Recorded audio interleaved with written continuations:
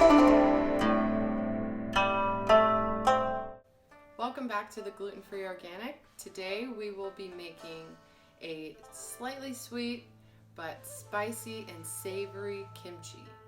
We will be making a lot of kimchi, about 2 weeks worth, and we eat kimchi every day in our house. So if you don't plan on making quite as much, feel free to scale back on the ingredients and just adjust the amount of paste that you put in accordingly. Whatever paste you don't use, you can always save it, put it in the freezer, and it's ready to go for next time.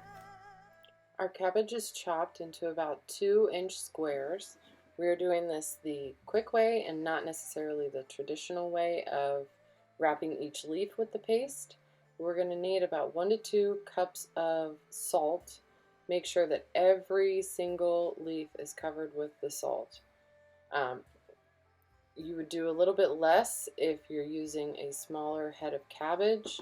However, I have a very large head of cabbage, so I probably used about 2 cups.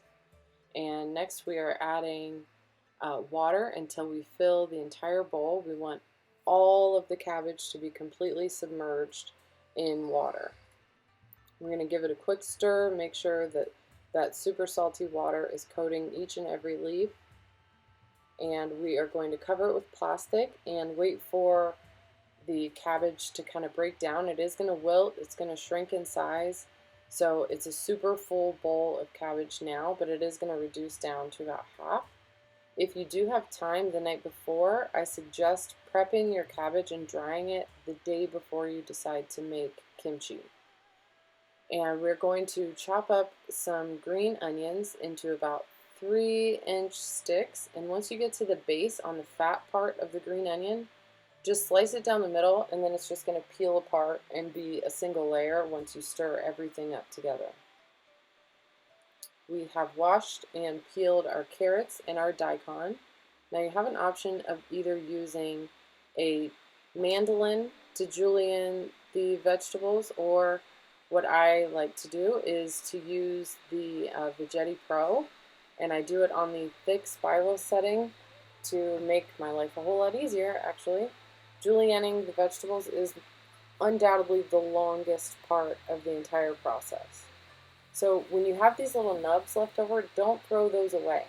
Just chop the little cylinder off the bottom, then julienne by hand each one of the sticks that come out of the veggetti after putting the vegetables through it. And with the little discs, instead of julienning those, I just decided to give them a rough chop and have some nice chunks of daikon. So it's kind of like a nice variety of vegetables in the mix. As you can see, I really like daikon, so I used a lot. You don't have to use that much. So the spirals are really, really long. So you don't want to go to grab a bite of kimchi and have a 3-foot long spiral of daikon. So I just kind of go through with the scissors and give everything a rough chop to kind of shorten those sticks. And the same process will go for the carrots. Just run that through the veggetti, whatever's left over, julienne it by hand, and set those aside for when our cabbage is ready.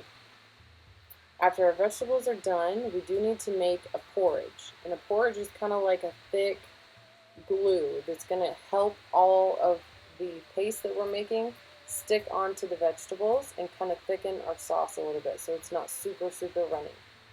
So in a pot we have a cup of water, and we have a cup of sugar, and then we need 2 tablespoons of glutinous rice. Now it sounds like there's gluten in it, but there's really not. Another name for the glutinous rice is sweet white rice, and that's sweet white rice powder or flour. Just depends on the brand, who's making it. So we're just going to cook this down until it becomes thick. It's almost going to look like, I don't even know how you would explain it, almost like a paste. In our food processor, we have the 1 cup of red pepper flakes. That brand that I just showed you, that's the brand I've been using for about 10 years. It's the best one that I found so far. And we also need a 1/4 cup of fish sauce. That's Korean fish sauce. There's also a Vietnamese version. I personally prefer the Korean version for the kimchi. So all the ingredients for the paste, we're just going to dump them all in the food processor at once. We have 2 heads of garlic. I buy the organic garlic, so the heads are small. And for kimchi, I like to look for sprouted garlic. So that little green stem that's sticking out, that helps out a lot. And we have 1 large onion. I just cut it into quarters. Just it's going to get chopped up anyways, no sense dicing it. There's 1 apple that is peeled and cored. And we also have about a tablespoon of ginger. Just kind of adds like a fresh element to the kimchi. And then we're just going to twist the lid back on, and we're going to keep mixing this up until it becomes a thick paste. This could take some time. You may need to pause, scrape the sides. I had 1 particular chunk of onion that didn't want to get chopped up, so I just kind of had to maneuver that around and get it situated.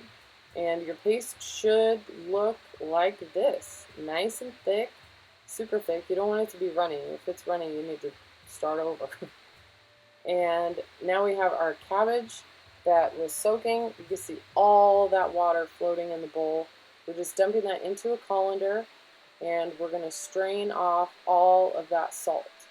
So I have a jug of clean water from our water dispenser. I don't recommend ever washing anything that you're going to eat with tap water. I just think it's just wrong.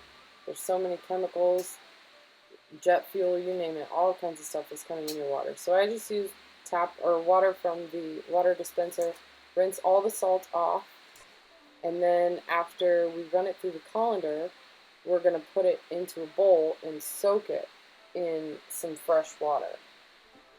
We're going to just soak it in the fresh water, stir it around, and make sure that all that salt comes off. We need all the salt off, but then we also need it to be really, really dry. So I have a sheet of cheesecloth. I just kind of reach in, grab a big bunch, whatever I can fit inside of the cheesecloth, twist it around, and squeeze out as much water as possible. We want this to be really dry so that our our kimchi mix doesn't get too watered down and runny, because that'll also take away from the flavor too, and you want kimchi to have a nice, bold flavor. So you can see there's a lot of water that's coming off that cabbage, which it's good that we're getting rid of it now before we add our vegetables and before we add our kimchi paste. So all of that is dried off. Now it's time to just dump all the rest of the vegetables in with the cabbage. We have the daikon that we julienned with the veggetti, and we have the carrots. Last but not least, we have the green onions.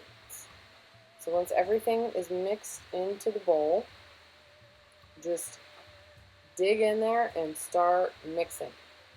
These gloves are ridiculous. They cover your entire arm, but I tell you what, when you are making kimchi, these are the gloves that you want to have, because kimchi is messy. It's really, really messy. And you don't want to get it on your clothes because it is really, really difficult to get out, not to mention that your clothes will smell like kimchi. So mix this up really good, give it a good toss, make sure that everything is nice and incorporated together, and then we have our porridge, which we are going to dump in with the vegetables that we just mixed up. Make sure you get every last drop of that porridge, but if you have reduced your amount of vegetables, cut the amount of porridge down as well, because if you're using half the amount of vegetables that I use, you're going to need half the amount of porridge. You don't want too much sauce to your vegetable. So when you mix this in, make sure you massage the porridge into the vegetables. You want porridge on every single piece. This is, like I said, it's a thickening agent. You don't want part of it to be runny and part of it to be thick. So my bowl was overflowing and flying onto the table, so I did split it in half. So I have half of my vegetables back into this giant bowl, so I'm going to use half of this paste with this batch that I'm mixing up. And also just kind of, if you're reducing the amount of vegetables, start small with the paste. Start out with just a little bit at first, mix it up. If it looks like you need a little bit more paste, you can always add more. But if you add too much paste from the beginning, you can't take it away. So the flavors might be overpowering in comparison to how many vegetables you have. So when everything is mixed up, it should look exactly like this.